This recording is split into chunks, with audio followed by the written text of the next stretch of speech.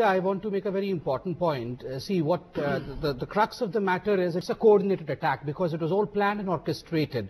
But what we hear from Mr. Home Minister, that the coordination was lacking within our own system. They were coordinated, we were incoordinated, we were not coordinated. So I believe the intelligence system of India needs to gear up. Mandira, let me remind you, post 26/11, we had commissions set up to look at the fallacy as to where we had allowed the terrorists to creep into our system.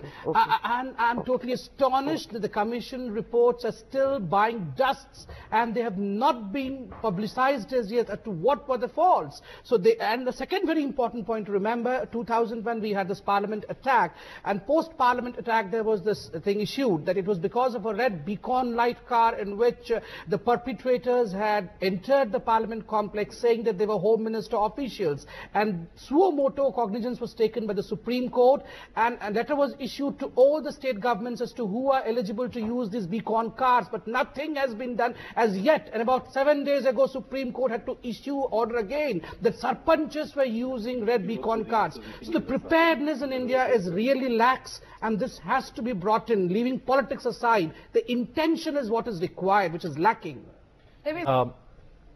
Sambit, Patra, one of the issues with the bomb blast, as we're seeing from the visuals, is that the city is in a state of shock, as you can see clearly from just the faces of people standing around, trying to make sense of what's happened, taking in the damage around them. Shock is the most obvious word, and that seems to be the goal of these attacks, to spread shock and chaos and confusion and perhaps hatred in India. The last hatred not working for the last many years. Indians have not reacted to any attack with hatred, but the shock and chaos can't be helped, Sambit, Patra. Very true. I mean, in fact, that is what the motto of terrorist attacks and organizations are: to derail the peace process, to derail the country's progress. There's no doubt that they should be condemned. But as you tell, there's chaos everywhere, there's shock. I believe that India really needs to rise above all this by real disaster management classes, which have been stuck to classroom coachings only. They really have to go down to the roads. People have to be taught as to how they should behave when such kind of calamity strikes. And we should learn from the Western world also. Look at Japan. If they have earthquake and such kind of calamities, they're so disciplined. I want to make a very important and a very different point, you know. Till how long Indian people, the ordinary people about whom Jahangir spoke, are going to be happy carrying a compensation home?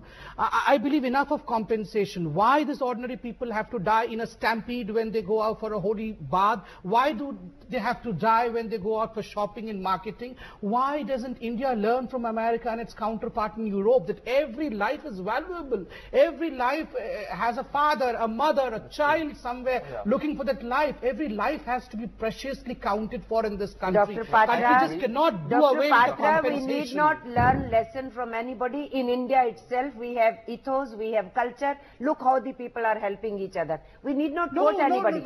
We need to strengthen our people. Why do we have such situations where we have to help each other? Why do we have such situations where we have to help each other? No, we have to help each other. But Mr. Poonawala, I object to this. See, because the people who are speaking and naming are experts. Dr. Patra, let's not do politics over this. We should not enter into the arena of experts.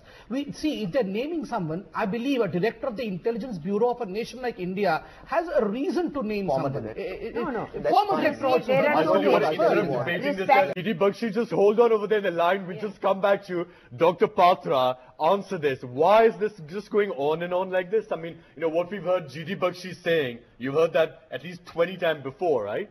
Yes, because see, GD Bakshi and the people, the dignitaries of his stature definitely are experts. And I believe they must be drawing from their experience. It is not just fool talk, it's experience talk. And I believe that there was a threat perception post